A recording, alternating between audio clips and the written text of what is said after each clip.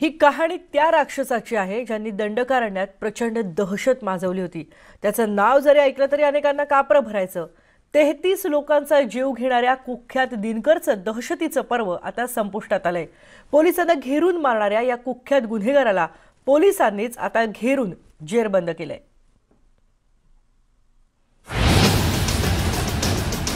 कुख्यात माओवादी दिनकर जेरबंद। 33 गुन्ह्यांमध्ये दिनकरचा सहभाग। गडचिरोलीतील एका दहशतीचा अंत। काळ्या बुरख्याआड चेहरा लपवलेला जहाल माओवादी दिनकर अखेर पोलिसांच्या हाती लागलाय। त्यामुळे गडचिरोली जिल्ह्यातील एका दहशतीचा अंत झालाय। पोलिसांनी त्याच्या पत्नीसह त्याला बेड्या ठोकल्या।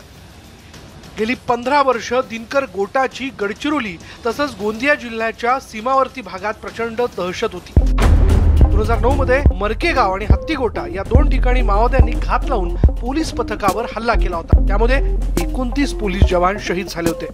दिनकरनं या हल्ल्याचं षडयंत्र रचलं होतं। महाराष्ट्र दिनी माओवाद्यांच्या हल्ल्यात जांभूळखेडा परिसरात 15 जवान शहीद झाले होते। या हल्ल्याचा मास्टरमाइंडही दिनकरच होता। दिनकर हा पूर्ण या मास्टरमाइंड जे 3 मेन सूत्रधार आहेत या पूर्ण प्रक्रियेतले घटनेतले, एक जो एसझेडसी नॉर्थचा सीबीसीएस मेंबर जो आहे हस्कर आणि दिनकर, हे 2 मेन आपण म्हणू शकतो की या पूर्ण ज्यांनी दादापूर इन्सिडेंट आणि त्याच्यानंतरचा जो पूर्ण अँबुश प्लॅनिंग रेकी या सर्वांमध्ये त्यांचा सहभाग होता। दिनकरवर गडचिरोली जिल्ह्यातील विविध पोलीस ठाण्यांमध्ये 108 गंभीर गुन्ह्यांची नोंद आहे। त्यामध्ये तब्बल 33 गुन्ह्यांच्या गुन्ह्यांचा समावेश आहे। त्याच्या वाढत्या कारवाया पाहता सरकारने त्याच्यावर 16 लाखांचं बक्षीस जाहीर केलं होतं। त्याची 2 लग्न झाली होती। दिनकरची पहिली पत्नी सुनीताने गडचिरोली पोलिसांसमोर आत्मसमर्पण केलं, तर दुसरी पत्नी सुनंदा ही 2009 पासून माओवाद्यांच्या दलममध्ये भरती झाली होती। सध्या ती कोरची दलम सदस्य पदावर कार्यरत होती।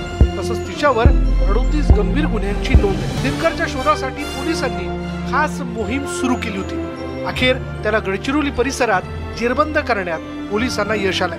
वेगवेगळ्या मोठ्या कारवाईंमध्ये त्याचा सहभाग राहिलेला आहे। हत्तीगोटा असेल, मरकेगाव असेल, त्यामुळे त्याचं दलममधलं प्रमोशन पण फार लवकर झालेलं आहे। म्हणजे त्याच्या ज्या प्रकारचा त्यांनी कार्यकाळ घातलाय त्या हिशोबाने तो लवकर डीव्हीसी पण झाला आणि आधी कोरची दलम कमांडर होता, त्याच्यानंतर टिपागड दलमचा कमांडर झालेला होता आणि त्याच्यानंतर त्याला डीव्हीसी म्हणून सीपीआय माओवादी पार्टीने 2016 साली डीव्हीसी केलेलं होतं। दिनकरला अटक करून पोलिसांनी दंडकारण्यातील माओवाद्यांच्या कारवायांना जबर धक्का दिला। महेश तिवारी, न्यूज 18 लोकमत, गडचिरोली। यानंतर गावाकडच्या बातम्यांमध्ये आपण पुन्हा एक ब्रेक घेतोय, पण तुम्ही पाहत राहा फक्त न्यूज 18 लोकमत।